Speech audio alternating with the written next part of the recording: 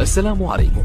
لا تنسوا الاعجاب بالفيديو والاشتراك في القناة تشجيعا لنا لنستمر بنشر المزيد إن شاء الله. السلام عليكم ورحمة الله وبركاته. الله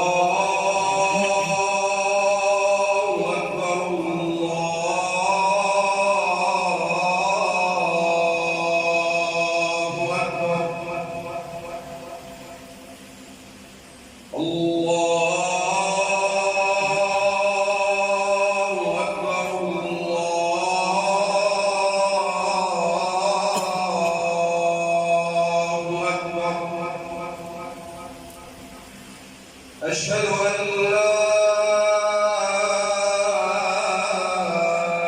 إله إلا الله.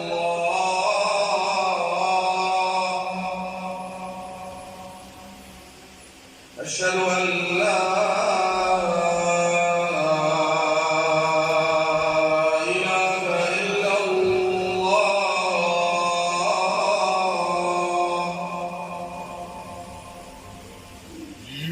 أشهد أن محمدًا رسول الله.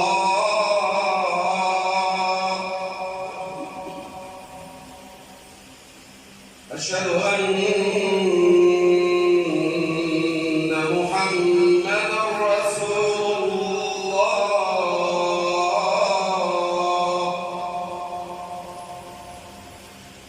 حي على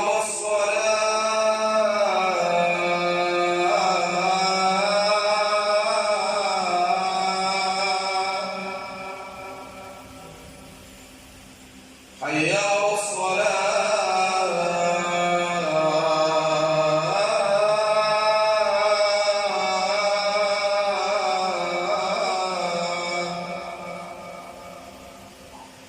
حي على الفلاح.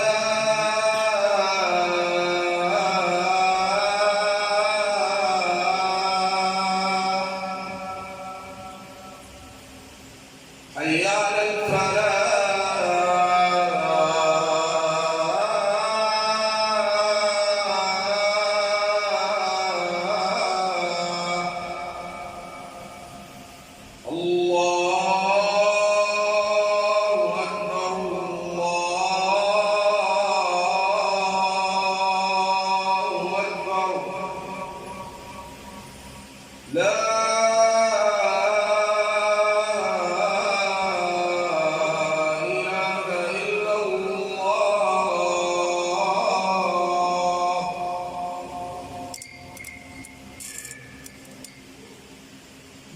إن الحمد لله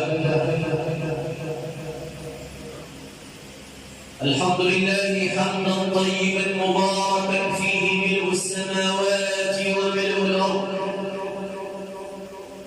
وملء ما بينهما وملء ما شئت من شيء بعد. يا ربنا لك الحمد بالقرآن ولك الحمد بالإسلام ولك الشكر بكل نعمة أنعمتها علينا في قديم أو حديث أو سر أو علانية أو خاصة أو عامة أو حي أو ميت أو حاضر أو غائب، فلك الحمد يا ربنا حتى ترضى، ولك الحمد إذا رضيت، ولا حول ولا قوة إلا بك. ونشهد أن لا إله إلا الله وحده لا شريك له. كم من طبيب بارع كان يعالج مريضا عجزت فنون الطب في شفائه، فشفي المريض ومات الطبيب المعالج. كل طبيب تخطفته يد الردى، يا شافي الأمراض من أرداك. وللمريض شفي وعوفي بعدما عجزت فنون الطب من عافاك. وللصحيح ما تلا من علته بالمنايا يا صحيح دهاك وسل الأعمى يمشي وسط الطريق بلا اصطدام من يقول خطاك وسل الثعبان كيف تعيش أو تحيا وهذا السم يملأ فاك وقل له يا ثعبان من ذا بالسموم حشاك وسل بطون النحل كيف تقاطرت شهدا وكل الشهد من حلاك وسل الجنين يعيش في بطن أمه بلا راع ولا مرعى من ذا الذي يرعاك قل هو الله لا إله إلا الله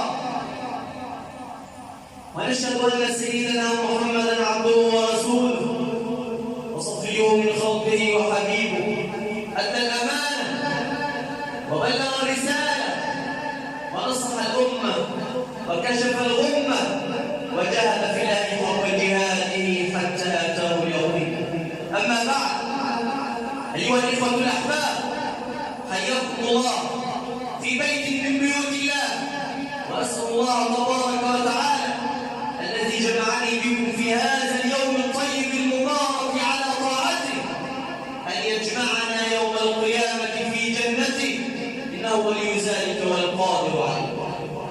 يقول نبينا صلى الله عليه وسلم قال الله عز وجل في الحديث القدسي يا عبادي إني حرمت الظلم على نفسي وجعلته بينكم محرما فلا تظالموا.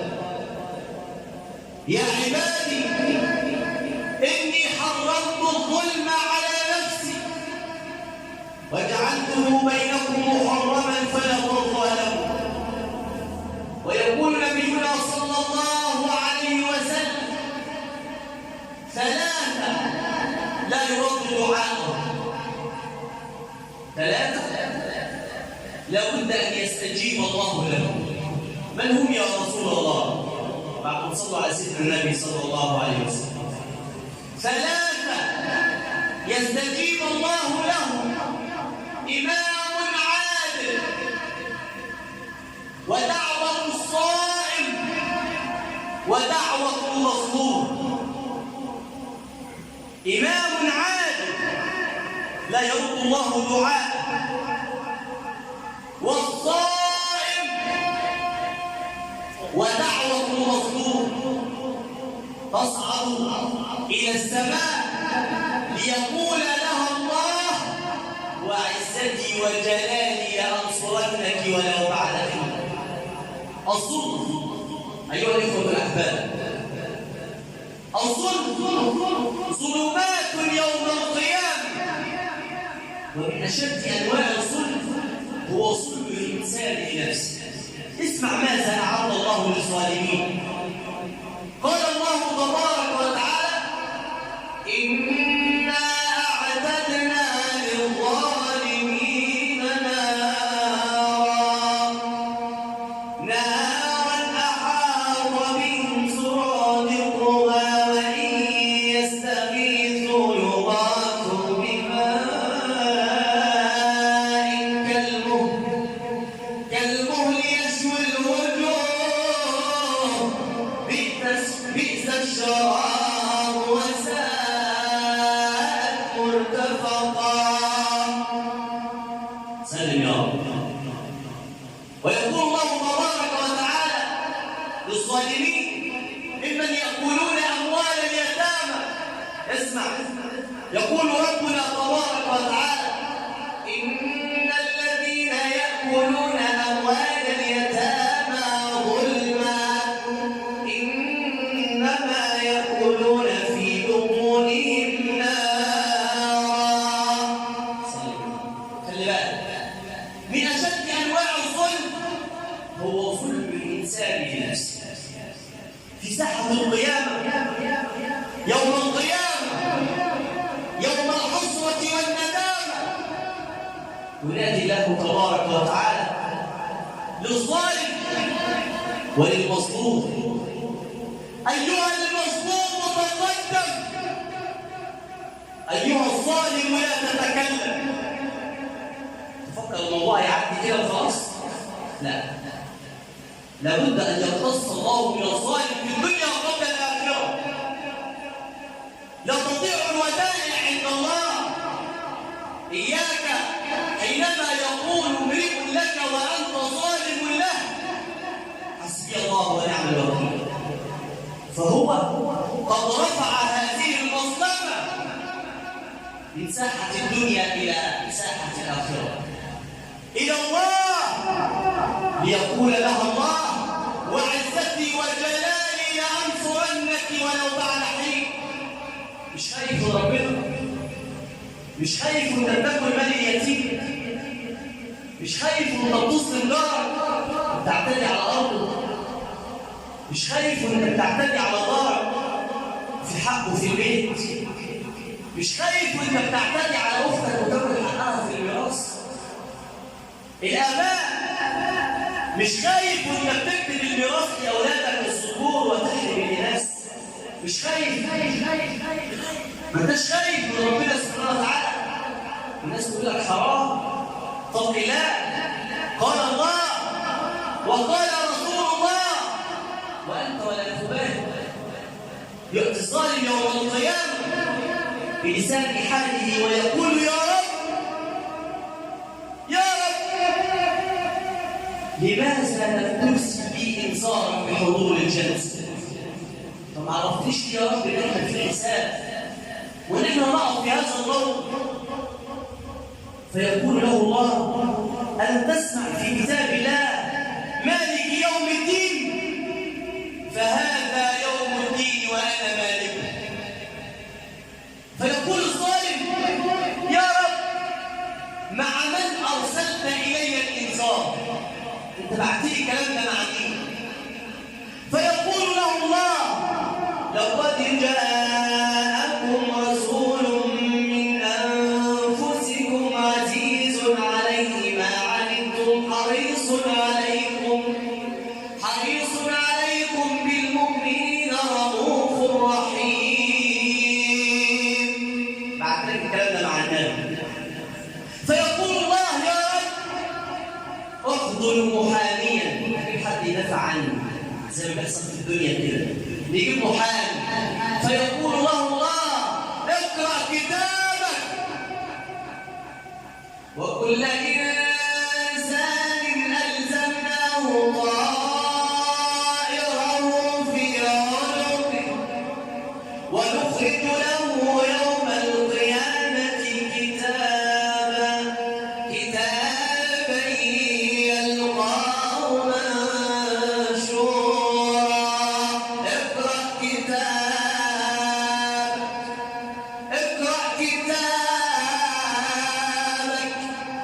كتابك كفى بنفسك اليوم عليك حسيبا.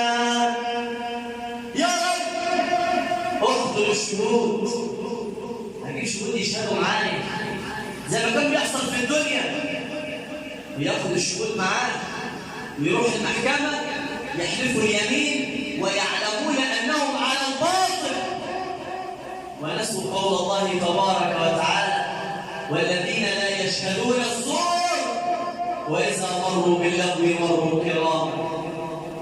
يا رب دعني واخذل الشهود.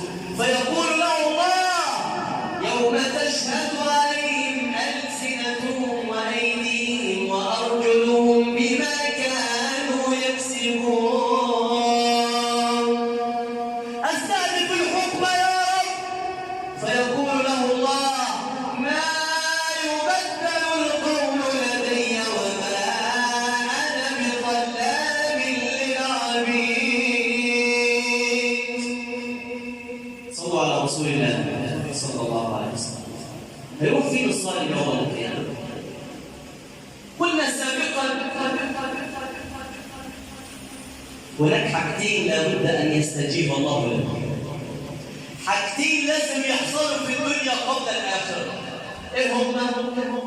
بر الوالدين أو عقوق الوالدين والظلم. بريت ابوك وامك هيجعل ربنا منك ولادك يبروك. طب عقيت ابوك وامك هيجعل منك الولد والبنت يعقوك. والصالح لابد ان يقتص الله من الصالح في الدنيا قبل الاخره. يوم القيامه بقى قنطره كما اخبرنا النبي صلى الله عليه وسلم، وهو الذي لا يكتب عن الهوى، قنطره بين الجنه والنار يحصل فيها ايه يا عم الحاج؟ ترد فيها المصالح. كل واحد ياخد حقه. خدت رب لاخوك ظلما وعدوانا هترجعه. خدت ورث اختك هترجعه. ظلمت زميلك في العمل وفتنت عليه عشان تطلع على كتافه هترجعه. ظلمت جارك هترد هذا الحق. ظلمت زوجتك. الزوجات التي تصطن في بيوت المسلمين وتهان وتضرب تطلق لها في زوجتك فهذا ظلم، فهي ام اولادك. والزوجه اللي لا تعين زوجها على بر الرحم وعلى صله الارحام وتقول يقطع رحمه من ابيه وامه واخوته وغير ذلك، اقول لها بالولا اتق الله فهذا ظلم ستحاسبين عليه امام الله تبارك وتعالى. الظلم سوف يقتص الله من الظالم في الدنيا قبل الاخره. ويوم القيامه اسمع بقى الى قول الله تعالى وصلى على سيدنا النبي صلى الله عليه وسلم ويقول ايه؟ من المفلس؟ يقول للصحابه من المفلس في امتي؟ هو مين اللي معهوش فلوس في امتي؟ فقالوا يا رسول الله من لا درهم له ولا دينار. الفقير يا رسول الله. قال لا، المفلس من امتي من ياتي يوم القيامه بجبال من الحسنات، بصلاه وبصيام وبحج وبصدقه وببر وبكذا وبكذا. ولكن خلي بالك عشان تعرف ان الحقوق كانوا شروحها بقى. عمل الحاج راح يحج ورجع مدينه ويظلم في الناس. عم الحاج بيتصدق بمئات الالوف امام الناس وهو جايبها اصلا من الربا. طبعا احنا كمسلمين لنا الظاهر ومن الذي يعلم الباطن انه الله تبارك وتعالى. فالمرتشي حينما يخرج زكاه ماله ان الله طيبا لا يقبل الا طيبا، فجاء من ماله من الحرام فيتصدق به هنا وهناك، هل يقبل الله منه؟ لا والله. فأنت تعلم بل الإنسان على نفسه بصيرة. كل واحد عارف أعماله، عارف هذا المال جاء من الحلال أم من الحرام. فيقول النبي هذا الرجل يأتي يوم القيامة بجبال من الحسنات، صلاة وزكاة وحج وصدقة وبر وإحسان، ولكن قد ظلم هذا وقتل هذا واخذ مال هذا واغتصب حق هذا وفعل كذا وفعل كذا. ايه اللي يحصل بقى؟ فياخذ هذا من حسناته وهذا من حسناته وهذا من حسناته، فاذا فنيت الحسنات خلصت. ما هو البلاوي بتاعته كتير، كل ياتي يوم القيامه كما اخبر النبي صلى الله عليه وسلم خفاه عراه غرلا، كل يفكر في نفسه. حتى لما السيدة عائشة رضوان الله عليها أم المؤمنين لما سمعت قول النبي قالت يا رسول الله النساء تنظر إلى عورات الرجال والرجال تنظر إلى عورات النساء. قال يا عائشة الأمر أكبر من ذلك يا عائشة، كل يقول نفسي نفسي نفسي. خلاص مبقاش في وقت، ده يا جنة يا نار. فمعلقين بقى منه يوم القيامة وهو عريان كده أمام الله يقول له يا رب أخ زمان أنا عايز حقي، يا رب انتهك عرضي أنا عايز حقي.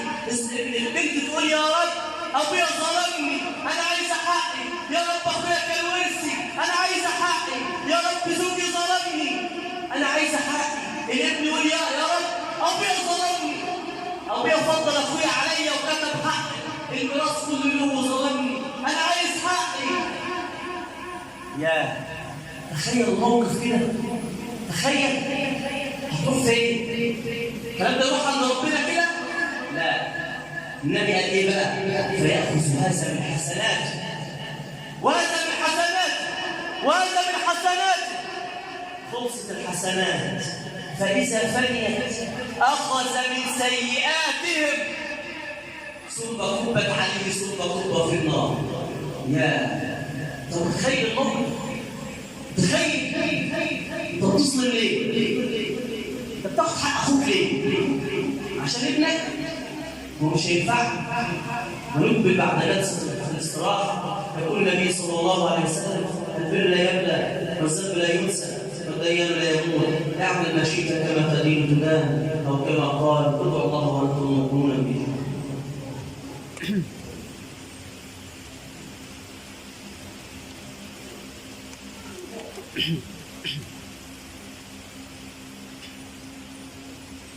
الحمد لله رب العالمين، الصلاة والسلام على أشرف المرسلين سيدنا محمد وعلى آله وأصحابه أجمعين. أما بعد، أيها الإخوة الأحباب، الظلم ظلمات يوم القيامة، ولو علمت العقاب على الظلم والله ما فعلت. وأنصح نفسي وإياكم: من كانت لأخيه مظلمة عنده اليوم فليتحلل منها. لو أنت واخد حق أختك رجعه. لو أبوك كتب لك في الميراث قول له: لا يا الله أنا جبت حقها. طب لو أبوك مات خلي بالك إنه يعذب. أبوك يعذب وأنت سايب وتقول أنا مالي، وروح تقول لي حقك منه يا فلان، أنا كان لي نص أرض هنا ولا أرض هنا وأبوك خدوا مني. يقول لي: أنا ماليش دعوة، روح له القبر خدوا مني. ترضى نفسك تبقى كده؟ لتظلمن إذا ما كنت مقتدرا، فالظلم ترجع عقباه إلى الندم. تنام عيناك بالليل، تنام عيناك والمظلوم منتبه يدعو عليك وعين الله لم تنم. لا تظلمن إذا ما كنت مقتدرا. اوعى تفتري على الناس يا مدير في شغلك. إياك والموظفين اللي تحت إيدك، الموظفين الغلابة اللي تحت إيدك عندهم بيوت، ما تقهرهمش، ما تظلمهمش. هيمشي قدامك ويقول: حسبي الله ونعم الوكيل. لا تظلمن إذا ما كنت مقتدرا، فالظلم ترجع عقباه إلى الندم. تنام عيناك، هتروح تنام على المخدة بالليل والمظلوم صاحي. تنام عيناك والمظلوم منتبه يدعو عليك وعين الله لم تنم. تصعد الدعوة إلى السماء ليقول لها رب السماء: وعزتي وجلالي لأنصرنك ولو بعد حين. يا حسرتك يا ظالم، يا خيبتك يا ظالم. بتجمع المال لمين؟ لأولادك؟ اسمع، إن المصائب التي تصيب الميت أنه يترك ماله كله ويحاسب عليه أمام الله كله. هتروح هناك زي ما النبي قال لنا: لا تزول قدم عبد يوم القيامة حتى يسأل عن 4: عمره فيما أفناه، شبابه فيما أبلاه، عن ماله من أين اكتسبه وفيما أنفقه، عن علمه ماذا عمل به. المال هتروح القبر معاك 3 حاجات: ولادك ومالك وعملك. هيرجع حاجتين، يفضل حاجة واحدة. هيرجع عيالك ويرجع مالك ويبقى عملك. خش بقى جوه المال بتاعك، جبته منين وصرفته فين؟ جبت هذا المال من الحلال ولا من الحرام؟ انت عايز تسيب بالك فدانين 3؟ ماشي، مش لا مانع من ذلك ابدا. عايز تكون عماره، سياره، ميراث في البنك، والله ابدا الاسلام لا يمنع ان انت تسيب ولادك اغنياء. سيدنا عبد الرحمن بن عوف كان من اغنياء المسلمين، ولما مات كان عنده من الذهب ما يقطع بالفلوس. فلك الغنى عامل ازاي؟ ذو النورين عثمان بن عفان، سيدنا عثمان بن عفان جهز جيش كامل يسمى بجيش العسرة. ده كان غني ولا لا؟ كان غني جدا. يبقى لا مانع انك تبقى غني، بس الغيرة بتاعك تبقى منين يا عم الحاج؟ من الحلال. سيب مالك من الحلال، اكتسب الجيل بتاعك من عرق من الحلال، وليس من ظلم العباد، وليس من قهر العباد. ولادك هيرجعوا ومالك هيرجع، وتبقى في القبر لوحدك تحاسب جبته منين وصرفته فين. النفس تبكي على الدنيا وقد علمت أن السلامة فيها ترك ما فيها. لا دار للمرء بعد الموت يسكنها إلا التي كان قبل الموت يبنيها. فإن بناها بخير طاب مسكنها، وإن بناها بشر خاب بانيها. أموالنا لذوي الميراث نجمعها، ودورنا لخراب الدهر نبنيها. كم من مدائن في الآفاق قد بنيت، كم من مدائن في الآفاق قد بنيت، أمست خرابا وأفنى الموت أهليها.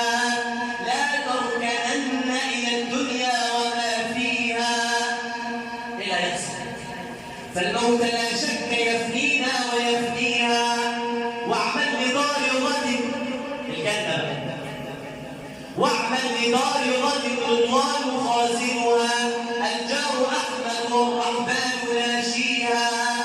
القصور بتاعتها شكلها ايه؟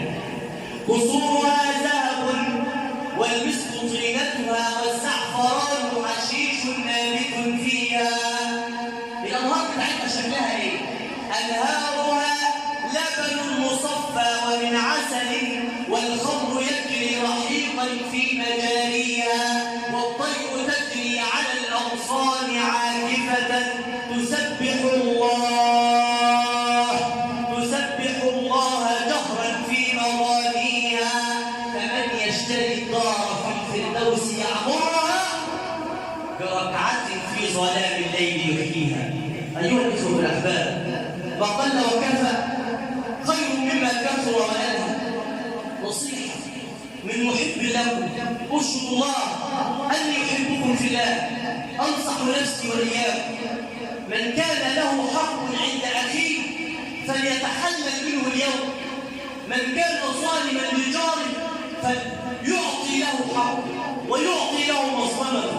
من أخذ ميراث أخته فليرده لها.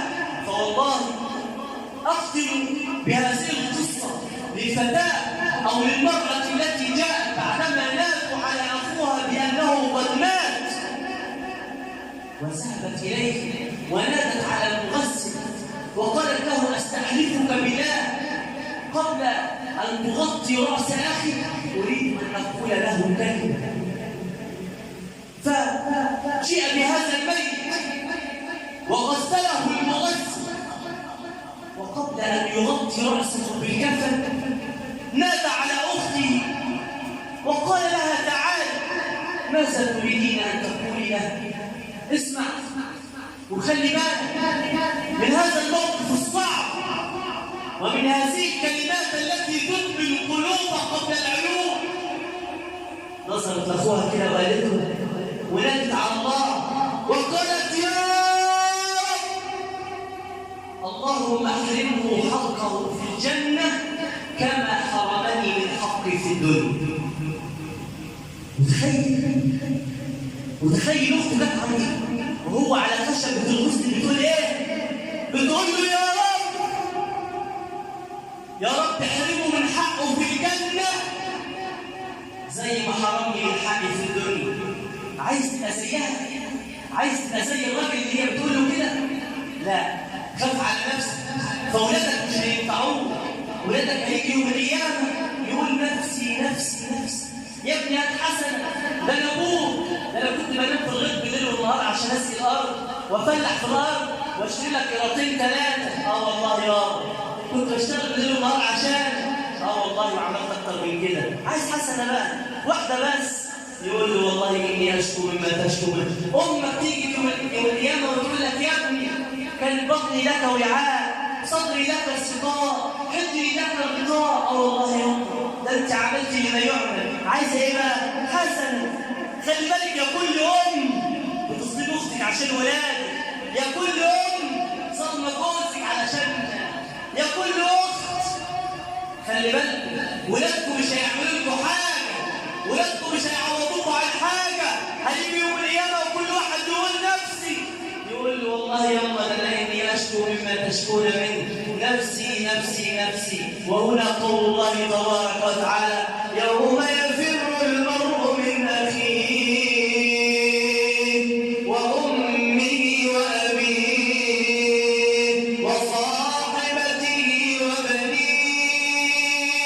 إلا يحصل لكل امرئ منهم يومئذ شأن يغنيه. اللهم اغفر لنا ذنوبنا كلها، اللهم اغفر لنا ذنوبنا كلها، دقها وجلها، أولها وآخرها، سرها وعلانيتها، ما نسينا منها وما لم ننساها. اللهم اهدنا بفضلك فيمن هديت، وعافنا فيمن عافيت، وتولنا فيمن توليت، وبارك لنا فيما أعطيت. اللهم اهد شباب المسلمين، اللهم اهد شباب المسلمين، اللهم اهد نساء المسلمين، اللهم استر نساء المسلمين، اللهم سدد ديوننا، اللهم سدد ديوننا، واشف أمراضنا، وارحم أمواتنا، واهدنا واهد بنا واجعلنا سببا لمن اهتدى. اللهم إنا نعوذ بك من الهم والحزن ومن العجز والكسل ومن الجبن والبخل ومن غلبة الدين وقهر الرجال. أقول قولي هذا وأستغفر الله لي ولكم، وأقم الصلاة إن الصلاة كانت على المؤمنين كتابا موقوتا.